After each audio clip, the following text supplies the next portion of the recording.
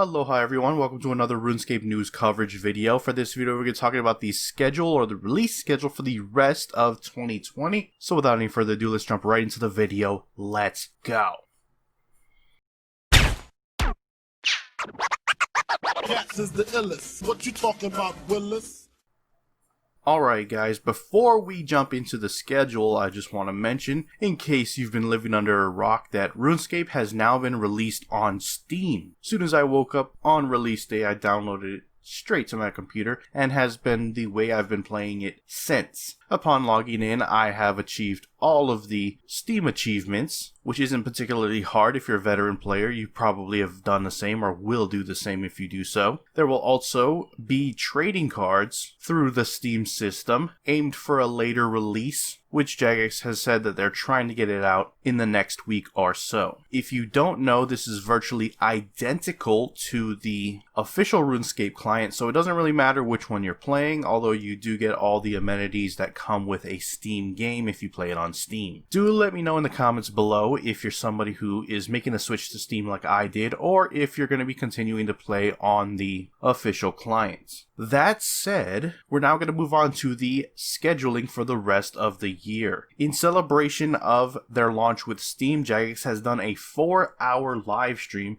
and at the beginning of that live stream, for about 10 minutes, Warden, the executive producer at Jagex, spent about 10 minutes just talking about the game, and nonchalantly pretty much dropped the release schedule of the rest of the year. So let's talk about it. We already know, and I have covered it on the channel pretty extensively in the past week or two, that on the 19th of October is the new release of the ORTHEN dig site, which is the highest level archaeology dig sites in the game at level 90, aimed to fill every single gap from 90 to 120 with excavation sites. Introducing 3 new relics, a new community event, several new potions, and finally skilling offhands.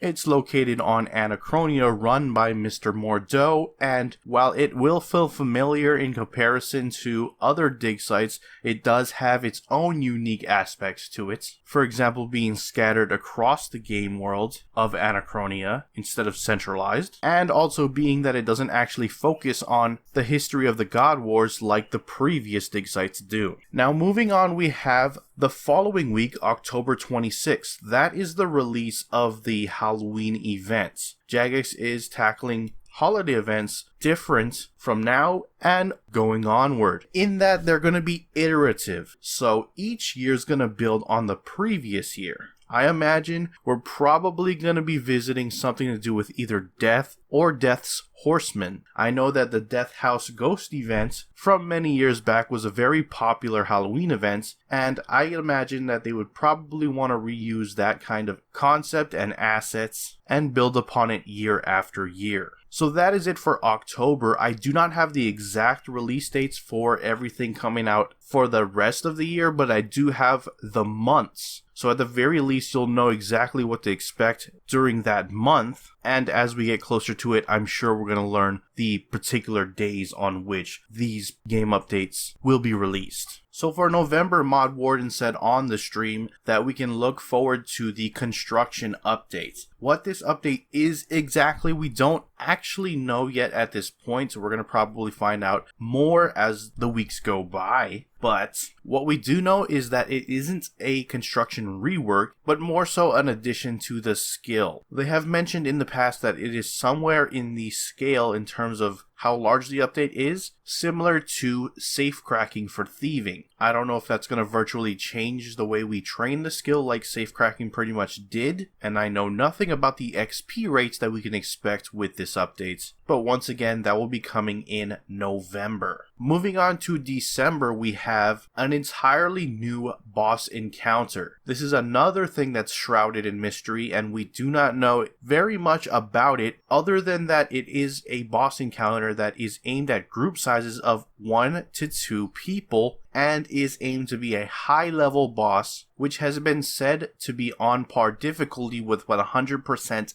Telos, which would mean if this boss does have an enrage mechanic that does expand as far as something like Telos, this would potentially be the hardest boss in the game. Because if its base level is 100% Telos, that means that its base level is already higher than any base level of any other boss previously in the game. Maybe you would argue Solak is harder, and honestly I might not necessarily disagree with you, but either way it is a high level boss aimed for that type of player. Also in December we can expect a Christmas quest, likely in a similar style as what we will be receiving for the Halloween event, in that it will be iterative and expand each year after year. I think we're probably likely going to be returning to the Land of Snow, perhaps the Yeti Town, and seeing what happens with Violet. And I think it'll be very interesting to expand that lore and make it a yearly thing, because the Land of Snow and everything we've seen about it over the many years that it has been brought to us has always been interesting to me. And that was all that was revealed for the release schedule. There was talks in the past about a new quest coming out before the end of the year. I'm not sure if that's an entirely different quest or if the Christmas quest is the quest that Mod Warden is talking about.